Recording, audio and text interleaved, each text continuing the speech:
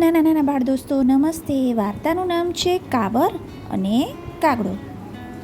એક હતી કાબર અને એક હતો કાગડો. બંને વચ્ચે દોસ્તી થઈ ગઈ. કાબર બિચારી ભલી ભોળી હતી, પણ કાગડો હતો આળસુ અને ઢોંગી. કાબરે કાગડાને કહ્યું, કાગડા ભાઈ, ચાલો ને આપણે ખેતર ખેડીએ. દાણા સારા થાય તો આખું વરસ ચણવા જવું ન પડે અને નિરાંતે ખાઈએ. કાગડો કહે, બહુ સારું, ચાલો. પછી કાબર અને કાગડો પોતાની ચાંચોથી ખેતર ખેડવા લાગ્યા. થોડી વાર થઈ ત્યાં કાગડાની ચાંચ તો ભાંગી ગઈ, એટલે કાગડો લુહારને ત્યાં તે ખડાવા ગયો. જતા જતા કાબરને કહેતો ગયો, કાબરબાઈ, તમે ખેતર ખેડતા થાઓ, હું હમણાં ચાંચ ઘડાવીને આવું છું. કાબર કહે, ઠીક.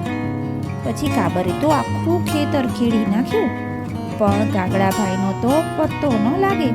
એ તો પાછા આવ્યા જ નહીં. કાગડાભાઈની દાનત તો ખોટી હતી, એટલે એ તો ચાંચ ઘડાવી પણ કામ કરવાની આળસે ઝાડ પર બેઠા બેઠા લુહાર સાથે ગપ્પા મારવા લાગ્યા. કાબર તો કાગડાની રાહ જોઈ જોઈને થાકી ગઈ, એટલે કાગડાને બોલાવવા ગઈ. જઈને કાગડાને કહે, કાગડાભાઈ, ચાલો ને, ખેતર તો ખેડાઈ ગયું, હવે આપણે વાવીએ. કાગડો કહે, ઠાગા ઠૈયા કરું છું, ચાચુડી ઘડાવું છું, જાઓ કાબરબાઈ, આવું છું. કાબર તો પાછી ગઈ અને એણે તો વાવવાનું કામ શરૂ કર્યું. કાબરે રૂપાળો બાજરો વાવ્યો. થોડા દિવસમાં તો એ એવો સુંદર ઉગી નીકળ્યો કે બસ. એટલામાં નીંદવાનો વખત થયો. વળી કાબરબાઈ કાગડાને બોલાવવા ગઈ. જઈને કાગડાને કહે, કાગડાભાઈ, ચાલો ને, બાજરો તો બહુ સારો થયો છે, હવે જલ્દી નીંદવું જોઈએ, નહીંતર મોલને નુકસાન થશે.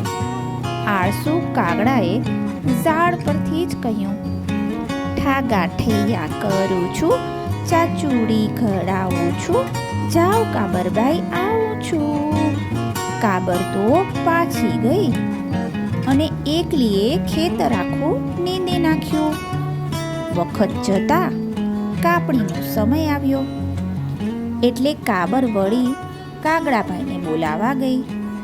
જઈને કાગડાને કહે, કાગડાભાઈ, હવે તો ચાલો, કાપણીનો વખત થયો છે, મોડું કાપશું તો નુકસાન થશે. લુચ્ચા કાગડાએ કહ્યું, ઠાગા ઠૈયા કરું છું, ચાચુડી ઘડાવું છું, જાઓ કાબરબાઈ, આવું છું.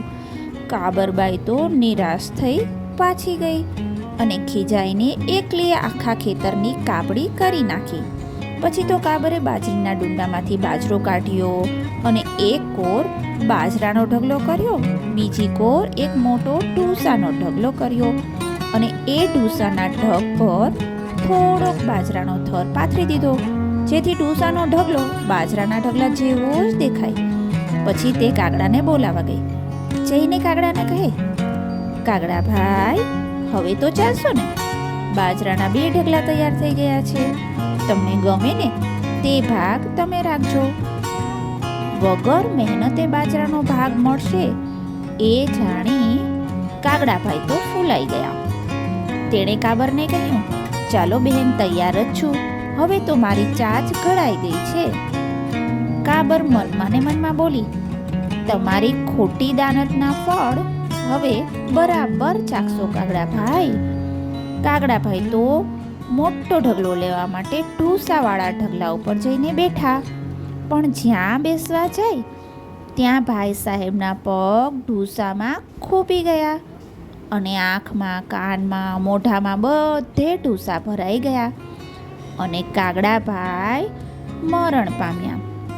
પછી તો કાબર બધો બાજરો ઘરે લઈ ગઈ અને ખાધું પીધું ને રાજ કર્યું. નાના દોસ્તો, આવી જ નવી વાર્તાઓ સાથે ફરી મળીએ. તમને ગમ્યું હોય તો લાઈક કરો અને સબસ્ક્રાઈબ કરો. આવજો.